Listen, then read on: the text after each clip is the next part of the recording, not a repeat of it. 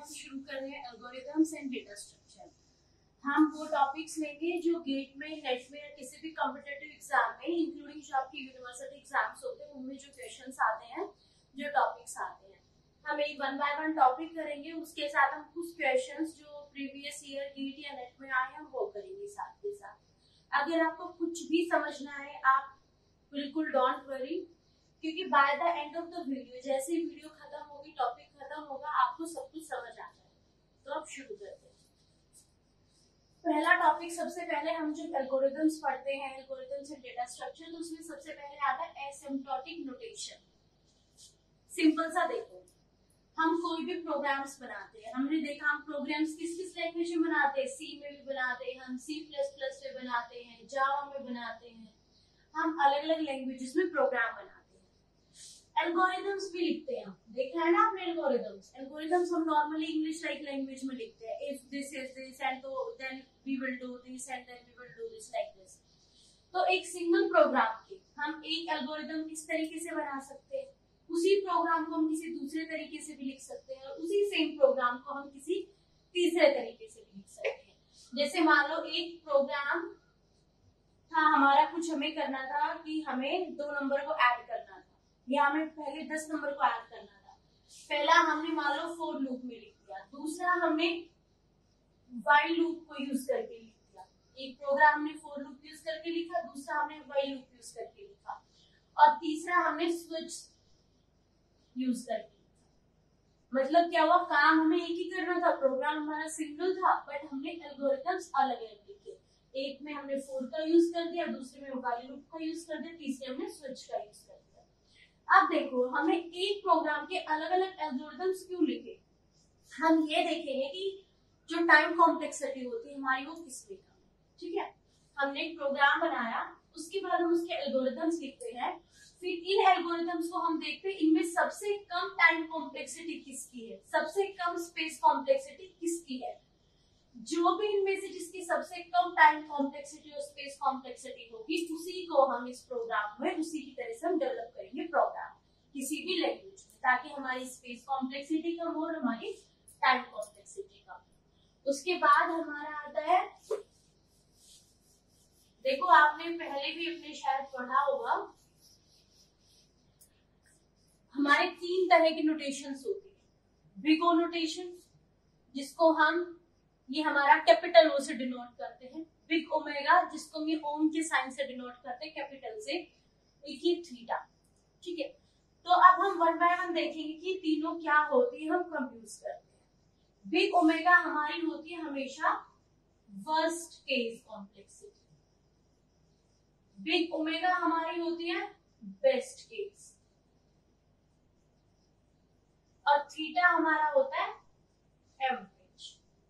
तो देखिए सिंपल सी चीज, जब भी हम कोई प्रोग्राम बनाते हैं, कोई सॉफ्टवेयर बनाते हैं, कोई भी हम कंप्यूटर में काम करते हैं, तो हमारा मेन कंसर्न होता है इस बिग ओ पे, वर्स्ट केस कॉम्प्लेक्सिटी पे, क्योंकि हम ये चेक करना चाहते हैं कि ज्यादा से ज्यादा हमारा कितना टाइम लग सकता है, ज्यादा से ज्यादा हमारा कितना स्पेस ले सकता है।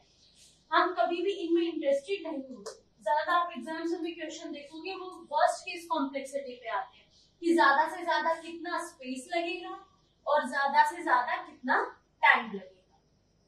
बिग ओमेगा हमारा कहता है बेस्ट केस, मतलब आपका कम से कम इतने से भी काम चल जाएगा, वो हमारा कहता है बिग ओमेगा। थीटा हमारा होता है एवरेज। थीटा हम कब यूज करते हैं, तब मान लो हमारा बेस्ट केस और वर्स्ट केस दोनों कॉम्प्लेक्सिटी हमारी सेम आ गई, ये दोनों हमारे इक्वल आ गए, बेस्ट केस भी और वर्स्ट केस भी, तो हम थीटा एवरेज केस के लिए जाते हैं। बट हम मेनली अब सारा पढ़ेंगे वर्स्ट केस के बारे में, बिग ओ के बारे में। अब हम देखेंगे कि अलग अलग क्या क्या होते हैं, इनका ग्राफ क्या होता है, ये सब। अब सबसे पहले हम पढ़ेंगे बिग ओ के बारे में, कैपिटल ओ के बारे में। हमने क्या पढ़ा कि वर्स्ट केस कॉम्प्लेक्सिटी होता है। अब देखो ग्राफ क्या कहता है कि हमने ये टाइम लिया है और एक्स एक्सिस पे हमने क्या एन लिया है। एन हमारे नंबर ऑफ इनपुट्स, कि आपने क्या क्या इनपुट्स यूज किए, कितने वेरिएबल्स यूज किए हैं। आपने मान लो एरे यूज किया है तो एरे का साइज क्या है, ये सब हमारा एन में आ गया। अब ये देखो, ये हमारा कोई फंक्शन है, इस तरीके से ग्रो कर रहा है, और ये हमारा कोई एक और फंक्शन है जिसको हमने gn नाम दिया है। आप देखो ये हमारा जहां पे दोनों मिल रहे हैं हमने उसे एन नॉट से डिनोट किया हुआ है। अब देखो Fn is equal to big O of Gn। हमने क्या कहा कि अपर बाउंड होता है। अब देखो जो फंक्शन Fn है वो अपर बाउंड हो रहा है Gn से, मतलब फंक्शन Fn इससे ज्यादा तो बढ़ ही नहीं सकता, क्योंकि किसने बाउंड कर रखा है, Gn ने, कि फंक्शन Fn इस Gn से ज्यादा नहीं बढ़ सकता, मतलब Gn ने Fn को क्या किया हुआ है, अपर बाउंड किया हुआ है। इसलिए आपने क्या लिखा, Fn O Gn। Fn इस ओमेगा का मतलब बिग O का मतलब क्या होता है, लेस देन इक्वल टू ये हमने कोई कांस्टेंट ले लिया C और Gn। अब आप देखो सिंपल सा क्या है कि Fn हमारा क्या है, Gn से छोटा या इक्वल है, तो हमने ये यहाँ पे बताया कि Fn हमेशा Gn से छोटा रहेगा, ज्यादा से ज्यादा यहाँ तक आ सकता है बट इससे ऊपर नहीं जा सकता, ये हमने यहाँ पे बताया।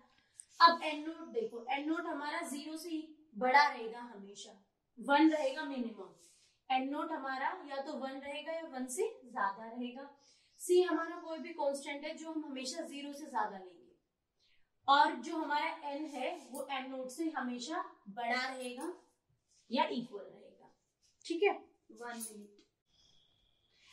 अब देखो ये सिंपल सा था। बिग O हमारा क्या होता है, वर्स्ट केस कॉम्प्लेक्सिटी होता है। किसी भी केस में हमारा फंक्शन Fn Gn से बड़ा नहीं होगा, या तो छोटा होगा या इक्वल होगा, वही हमने यहाँ पे बताया है। इसका मतलब सिंपल सा क्या है, Fn हमारा स्मॉलर देन इक्वल टू क्या रहेगा, Gn। ये हमने C को ही कांस्टेंट लिया, जो आप 1 2 3 4 कोई भी वैल्यू इसकी पुट कर सकते हैं, हम देखेंगे आगे। हमारा एन नोट से या तो बड़ा रहेगा इक्वल रहेगा। एन नोट हमेशा हमारा 1 या 1 से बड़ा रहेगा। सी हमारा कोई भी कांस्टेंट है जिसकी वैल्यू 0 से ज्यादा रहेगी हमेशा। अब देखो मान लो हमने ये एक न्यूमेरिकल लिया कि Fn हमें ये दिया हुआ था, Gn हमें ये दिया हुआ था। हम चेक करना चाहते हैं क्या ये वाला फंक्शन इस पे अप्लाई हो रहा है। तो देखो हमने क्या पढ़ा, हमारा क्या होना चाहिए, हमने ये देखा बिग ओमेगा को फॉलो करने के लिए Fn हमारा क्या दिया हुआ है, 3n + 2 less than equal to Gn हमारा क्या है, n। हम क्या करते हैं, कांस्टेंट लेते हैं। तो आप कांस्टेंट मान लो आपने ले लिया 4, आप कांस्टेंट की 1 बाय 1 वैल्यू पुट करके देखिए, 1 2 3 4 5।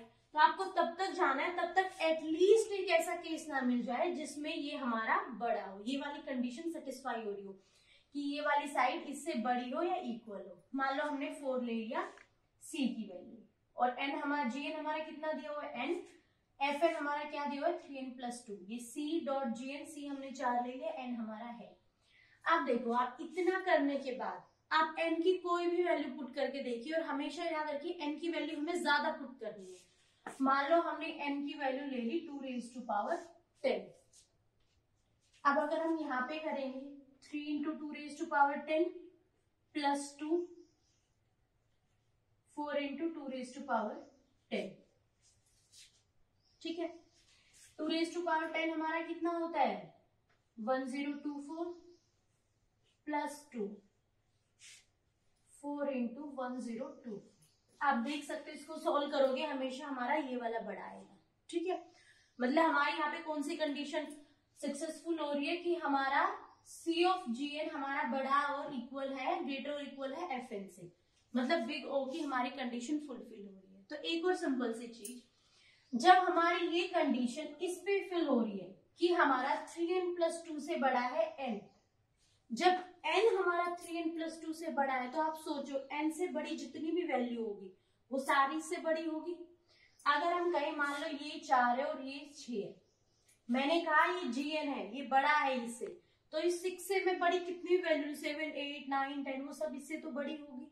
सेम चीज यहाँ पे है, मैं n की जगह n से जितनी भी बड़ी वैल्यू रखूं, n² रखूं, n³ रखूं, n log n रखूं, वो सब ये कंडीशन फुलफिल करेगी, ठीक है। अब हम नेक्स्ट वाला देखते हैं। अब देखिए सेकेंड हम पढ़ रहे हैं big omega, best case complexity. हम कैसे लिखते हैं, Fn big omega of Gn। इसका सिंपल सा मतलब क्या होता है कि Fn is greater than equal to Gn, C of Gn। अब देखो इस चार्ट से, इस ग्राफ से क्लियर हो रहा है कि Fn हमेशा हमारा किससे बड़ा है, Gn से। अब इसका मतलब क्या हुआ कि gn हमारा क्या है, लोअर बाउंड दे रहा है कि नीचे की तरफ से बाउंड कर रहा है फंक्शन fn को। fn ऊपर कितना भी जा सकता है बट नीचे इससे ज्यादा नीचे नहीं आ सकता, ठीक है। तो हमारा gn फंक्शन क्या कर रहा है, लोअर बाउंड कर रहा है, इसे नीचे की तरफ से इसे बाउंड कर रहा है। इसका मतलब क्या हुआ, हमारा फंक्शन fn हमेशा इससे या तो बड़ा रहेगा या इसके इक्वल रहेगा, इससे छोटा कभी नहीं हो सकता। तो हम इसको इसी तरीके से लिखते हैं fn, इसका मतलब क्या हुआ, greater than equal to c of gn। अब देखो हम एक जो पिछली बार हमने न्यूमेरिकल लिया था, हमने क्या लिया था इक्वेशन, fn हमारा क्या है 3n + 2 और gn हमने क्या लिया था n। हमने पिछला केस क्या देखा था, हमने बिग O किया था कि ये वाला n हमेशा बड़ा है इससे। अब हम ये वाला केस देखेंगे कि हमारा फंक्शन fn इससे बड़ा है। तो देखो हमें क्या देखना है, fn हमारा ग्रेटर देन इक्वल टू है c ऑफ gn से। fn की वैल्यू पुट करेंगे, c की वैल्यू हमने क्या बोला था, c हमेशा किससे बड़ा लेना है, 0 से।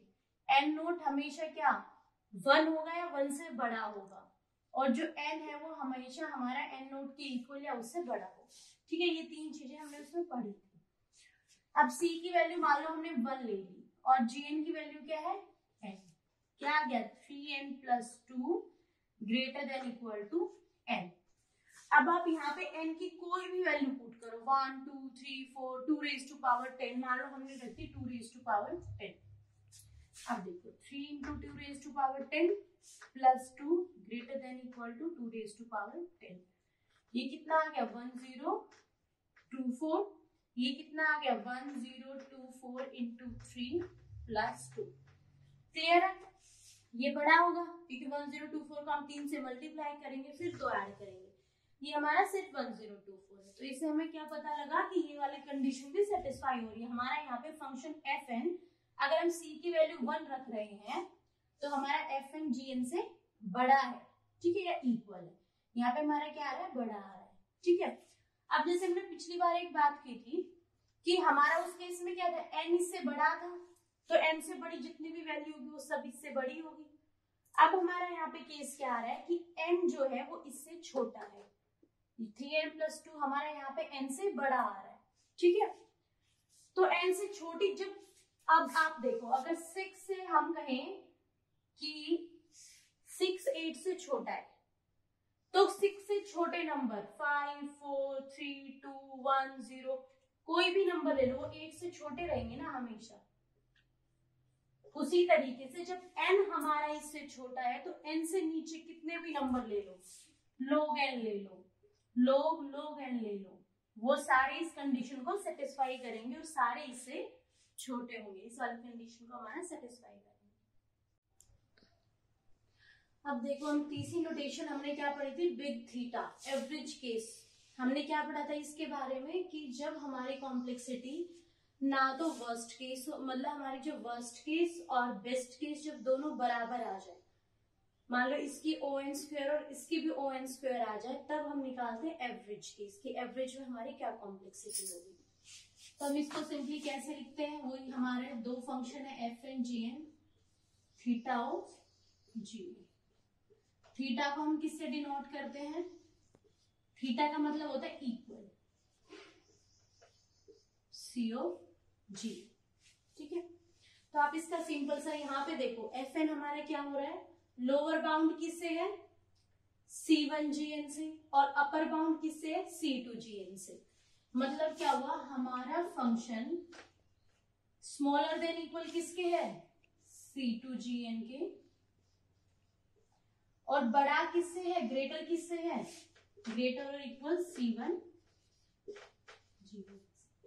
तो ये हमारा होता है एवरेज केस का। सेम कंडीशंस कि जो हमारा c है वो हमेशा हमें 0 से बड़ी एक वैल्यू लेनी है, जो हमारा n नोट है वो हमेशा हमारा 1 या 1 से बड़ा होना चाहिए, और हमारा n हमेशा greater than equal to n note है। ये तीन कंडीशन, ठीक है। तो अब हमने एक मैं ब्रीफ दे देती हूँ इसका। हमने 3 केस पढ़े, बिग O मतलब worst case complexity, big omega मतलब बेस्ट केस कॉम्प्लेक्सिटी, और थीटा मतलब average case complexity.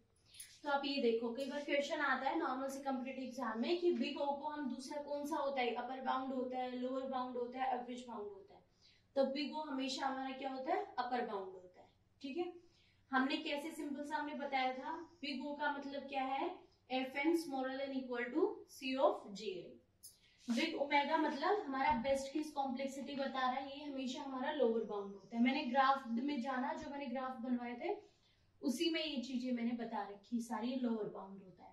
Lower bound हम इसको ऐसे ग्रेटर देन इक्वल टू की साइन से हम डिनोट करते हैं। फिर नेक्स्ट हमारा आता है थीटा, एवरेज केस, इसको हम नॉर्मली इक्वल से भी डिनोट करते हैं। मान लो हमने लिखा F N is equal to C of G L, ऐसे भी हम इसे डिनोट करते हैं। आप ग्राफ में जाना, ये एक एक चीज ग्राफ में डिनोट की हुई है। जब भी मैं कोई वीडियो बनाती हूँ वीडियो को पॉज कर दीजिए बीच में, फिर नोट कर लीजिए साथ साथ। जब आपका नोट हो जाए तब वीडियो कंटिन्यू